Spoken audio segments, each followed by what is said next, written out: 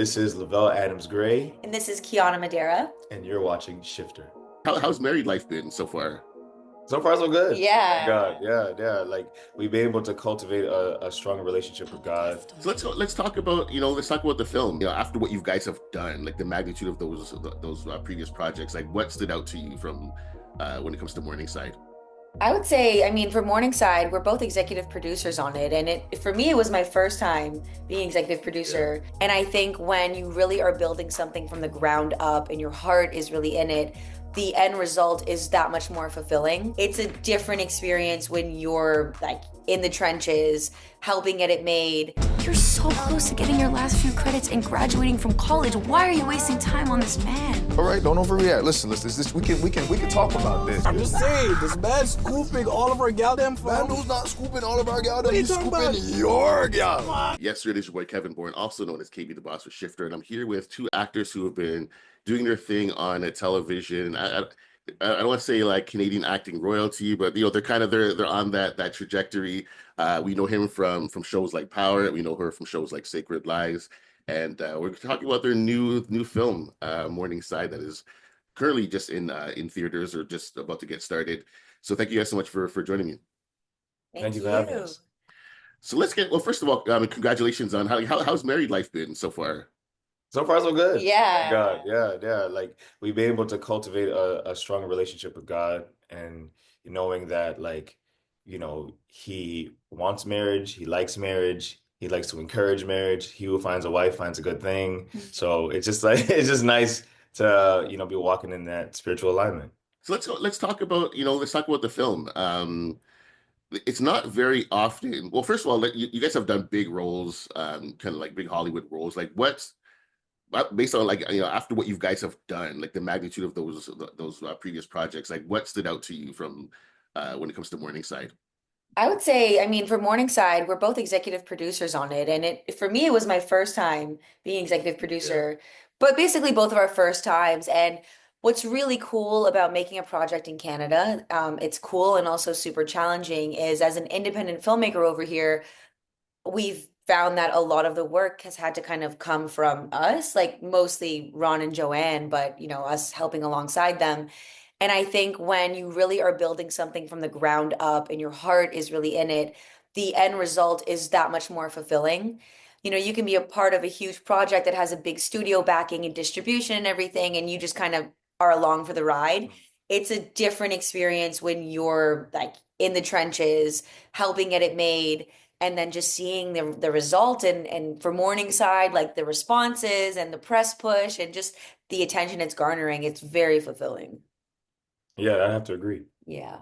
And let's talk about the significance because we never see Canadian films actually like get some sort of theatrical run. Like that doesn't happen, especially a story that's set literally in Scarborough. Like you just talk about the significance of that. Like you talk about the press push and all these things. Like I've never seen this personally for a Toronto movie like in the city. You just talk about the significance of that push and the theatrical run that it's getting. I'm hoping that it encourages, more theaters here in the city, Cineplex, and, more of the niche theaters to, display and push Canadian film so much more. Um, because our narratives are deep and complex and need to be told. And I feel like we already go through a lot of gates trying to get these stories made and put up. So, if in our own backyard, we have a little bit of uh, an understanding that, we see you, we acknowledge you. Let's put this work on display for our people to see. I hope this is a beacon in that direction. Yeah. Yeah, it's also really cool.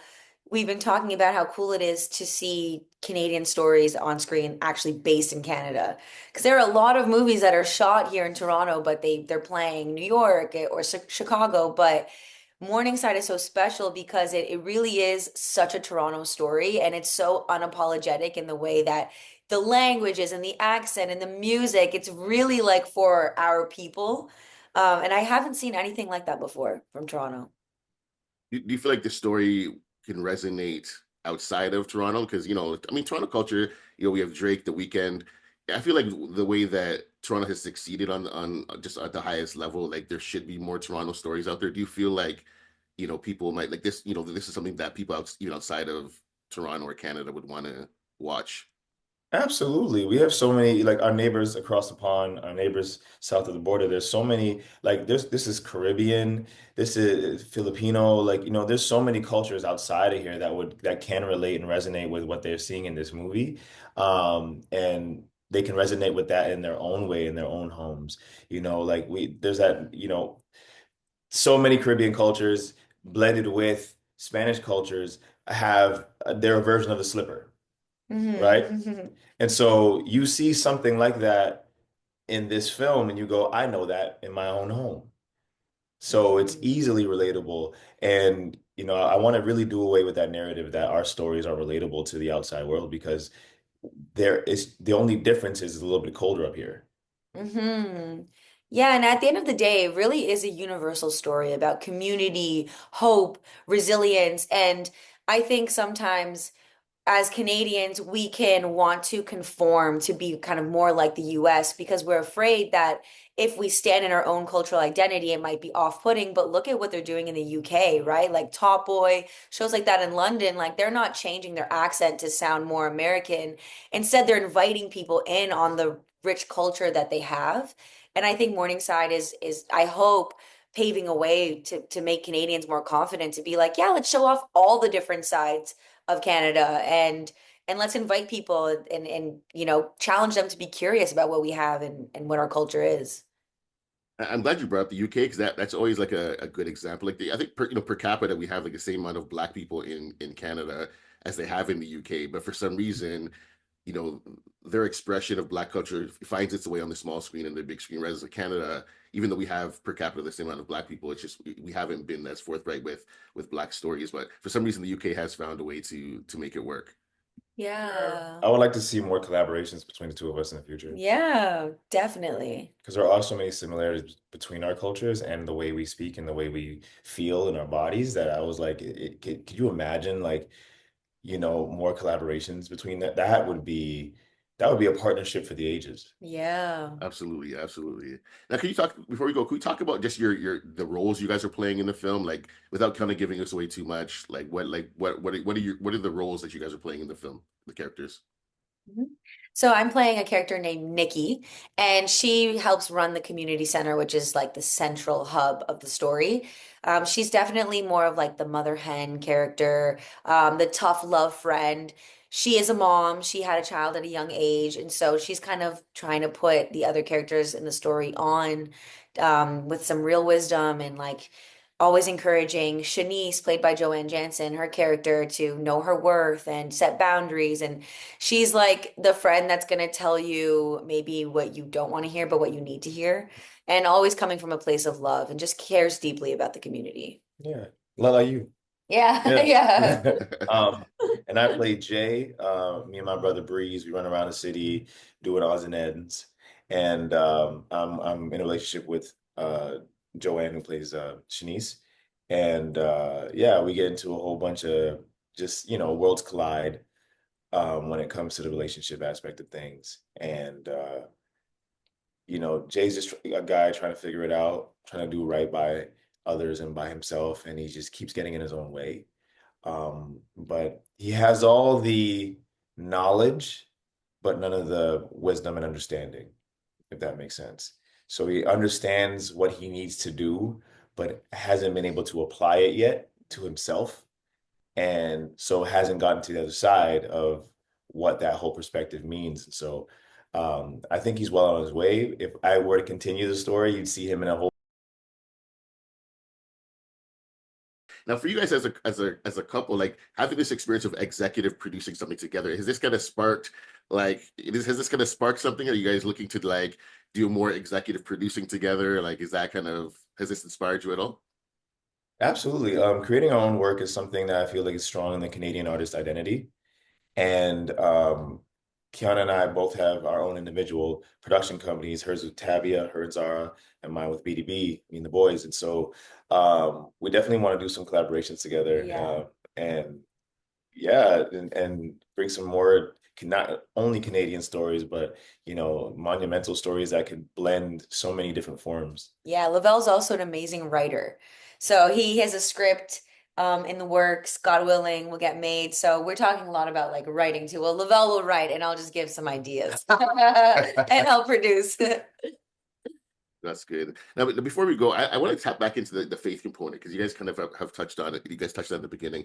There's a lot of people who struggle with the how do I balance faith with being in this industry. Like I talk to writers who are struggling of like, okay, how do I do both? The industry is so dark, and or even actors that are like, how do I navigate this industry? Like, what advice do you have for someone who's, say, a person of faith who struggles to kind of integrate the career in the industry with that faith background? Like, any advice you have for those people? Like, it's easy as an actor, especially starting out, to place your value in the work that you do and the work that you get, auditions, trying to be seen, trying to be famous, trying to, get ahead, just like everyone else. But I believe that if you seek him first, all your things will be established, right? If you set your works with the Lord in mind, that he will establish your thoughts. So it's knowing where your compass is. And I think the darkness in the industry comes from the lack of, you know, belief. And sometimes you can get clouded and jaded and confused, and your morality, goes all off whack. You start with one intention and end up doing something else because you just get caught up, right? And I think for us, God keeps us focused and allows us for our integrity and our morals to stay on a righteous path. And so, keep him first and seek him at all times, and you can never go wrong. Yeah. For us, believing in Jesus has been such an anchor and a compass. And there's so many things, like Lavelle said, to navigate in this industry. And so I feel like in this world, I've been finding that a lot of people are just searching for something. So I would say to people in the industry, if you have a belief in anything, and for us specifically, it's believing in Jesus as Christians, like don't shy away from that, because you'd be amazed at how many people are actually like, wow, I'm a Christian too. Yeah. I'm afraid to talk about it. And like, so inspiring that you guys talk about it. And I'm like, I think there's so much power, like Morningside, right? In community and strengthening your faith through finding like-minded people who have similar beliefs, and just always also being open-minded to people who don't have the same beliefs, and always just coming from a place of love in your work, in the way that you navigate yourself on set, when you're connecting with new people in the industry, just always coming from a place of love. You guys give me a lot of hope as a youngish couple who are doing your thing together in the industry. My wife and I work together as well. And so I always like to see like couples kind of doing their thing together.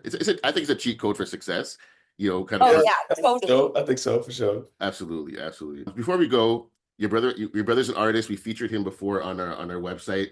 He has a new single coming. So let's plug your brother and his new music. Yes, his name is Dr. Mad. His new single is called Hard Body.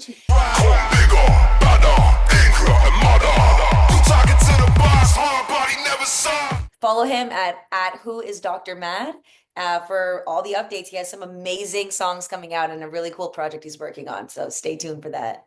Well, thank you again. This is Lovell Adams Gray and Kiana Madeira. We're talking about their brand new film, Morningside. That is dropping right now.